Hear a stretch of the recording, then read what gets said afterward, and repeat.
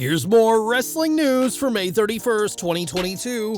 And your headlines for this afternoon include WWE used interesting marketing technique in Las Vegas during AEW Double or Nothing, why AEW didn't hold Casino Battle Royal match at Double or Nothing, CM Punk rips silly battles he fought for 10 years in WWE, CM Punk addresses botched Buckshot Lariats at AEW Double or Nothing, your character has run its course, reason why Vince McMahon released former WWE Smackdown star.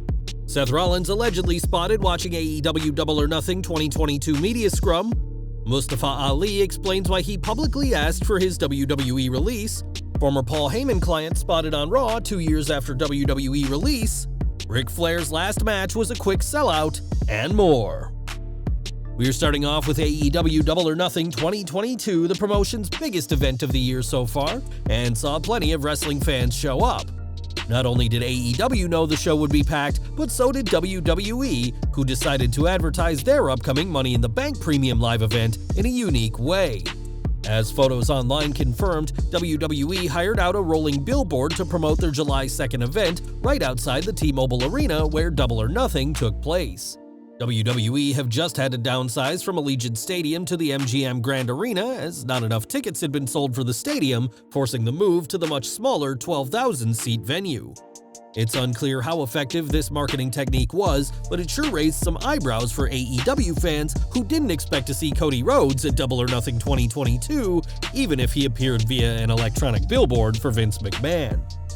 AEW Double or Nothing 2022 had a stacked card, but it didn't have a big battle royal, despite the match stipulation being a staple for the company's pay-per-views.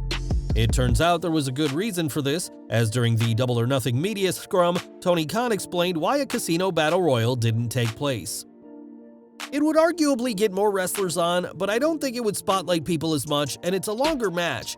Historically, a lot of entrances, and you talk about a match that could burn the crowd out on a night where we're trying to do that. Doing 21 entrances isn't necessarily the way to go.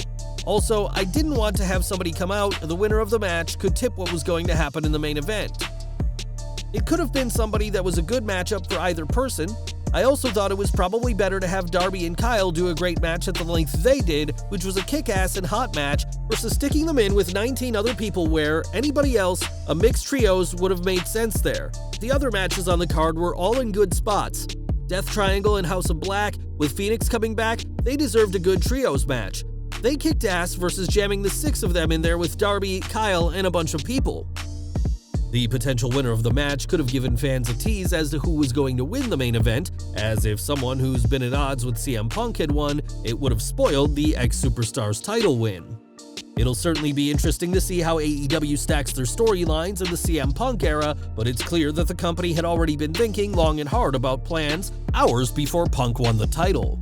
Of course, the biggest highlight of the night was CM Punk's World Championship victory, which saw him dethrone Hangman Adam Page in the show's main event. This marks Punk's first title win since leaving WWE, and the former superstar couldn't help but reference his former employer. Speaking to the press, Punk was asked about his years spent in WWE, which he does not remember fondly in the slightest.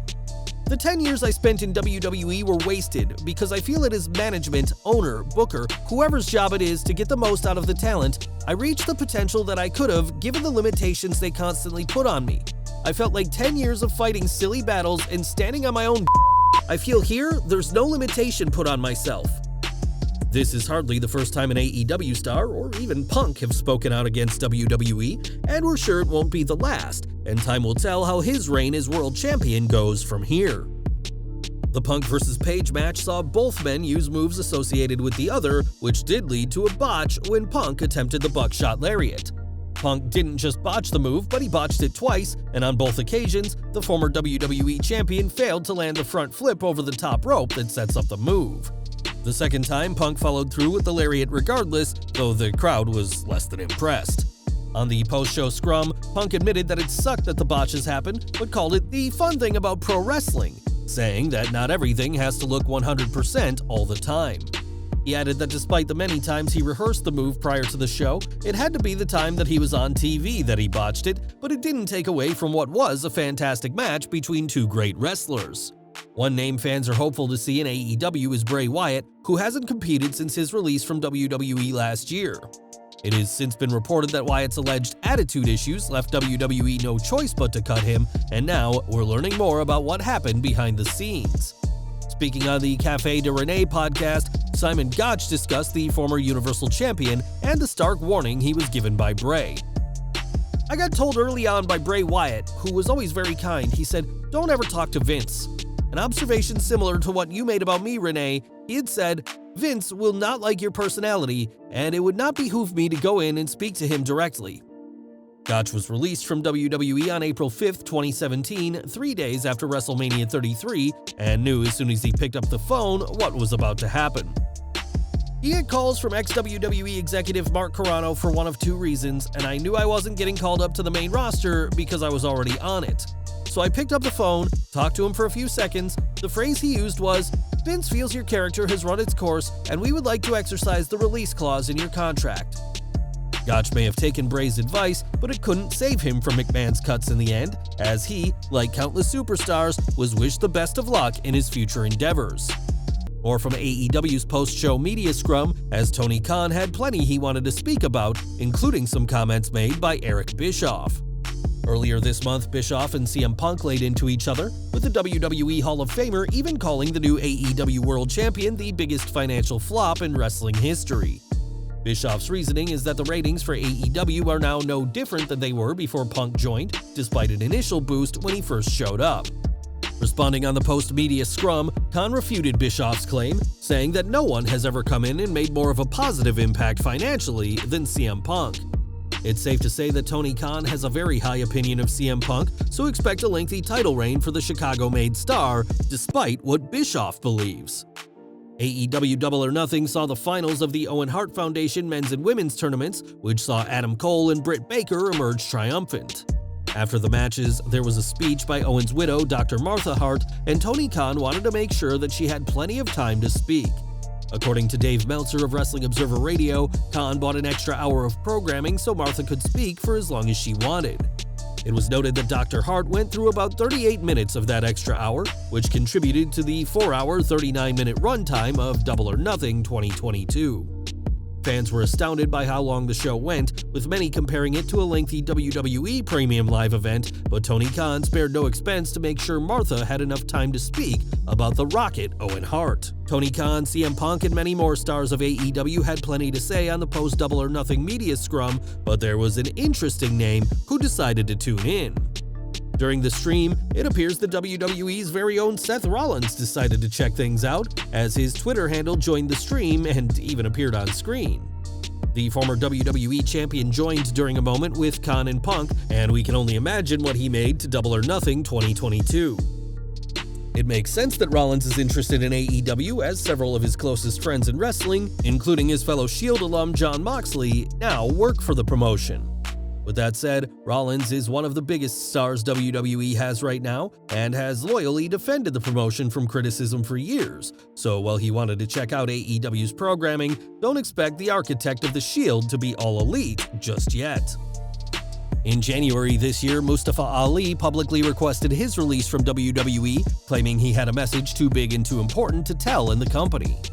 That request was swiftly denied by Vince McMahon, and while Ali eventually returned to TV following over half a year away, he hasn't forgotten about the message he has to tell.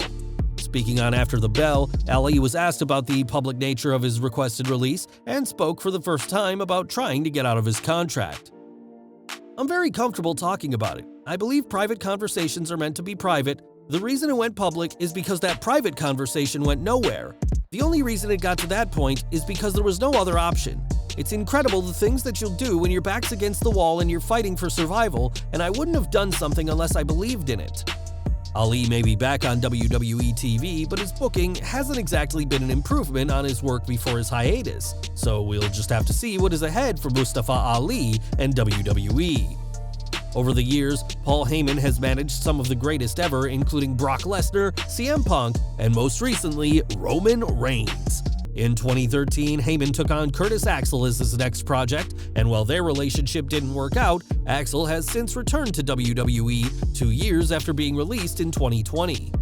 During the go-home episode of Raw to Hell in a Cell this week, Cody Rhodes and Seth Rollins had a tense promo segment resulting in a brawl, and one of the people who separated the two was none other than Axel. It was an interesting cameo from the former Intercontinental Champion, who returned to WWE as a producer last month, and perhaps more on-screen appearances are in the future for the third-generation wrestler. And we're ending today with Ric Flair's last match, which will happen during SummerSlam weekend in Nashville, and there's certainly a demand to see the Nature Boy. StarCast's official Twitter confirmed that the show, which will feature Flair's last match, sold out in under 24 hours, though it's not clear how many tickets that actually means. Nevertheless, it's still an accomplishment for the 73-year-old legend to be a draw and sell out the show in a fitting way for his legendary wrestling career to come to an end. Well guys, that's our news for today. Please share your comments below. Also hit the like button, subscribe to our channel, and hit the bell icon to receive all notifications. And as always, thanks for watching.